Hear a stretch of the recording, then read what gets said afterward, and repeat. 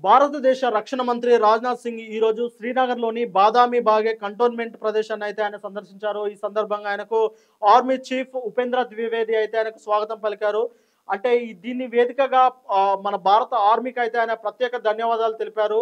తమ ప్రాణాలను అడ్డుపెట్టి ఆపరేషన్ సింధూర్‌ను విజయవంతం చేసినందుకు ఆయన స్పెషల్ థాంక్స్ చెప్పారు. ఆపరేషన్ సింధూర్ అనేది కేవలం పేరు మాత్రమే కాదు, అదొక భారత ఎమోషన్ అని చెప్పేసి మాట్లాడారు. అంతేకాదు ఉగ్రవాదులను ఇకపై ఎలాంటిగా ఉపేక్షించేది లేదని, ఖచ్చితంగా పాకిస్తాన్ ఉగ్రవాదులు చేసిన చర్యను పాకిస్తాన్ దేశం చేసే దాడిగానే చూస్తామని చెప్పేసి ఆయన ప్రకటించారు. ఈ సభా వేదికగా ఆయన పాకిస్తాన్‌కైతే గట్టి వార్నింగ్ ఇచ్చారు. ఖచ్చితంగా ఇకపై పాకిస్తాన్ ఒళ్ళు దగ్గర పెట్టుకొని ఉండాల్సిందిగా ఆయనైతే క్లియర్‌గా సందేశం అనైతే ఇక్కడి నుంచెల్లి ఇచ్చారు.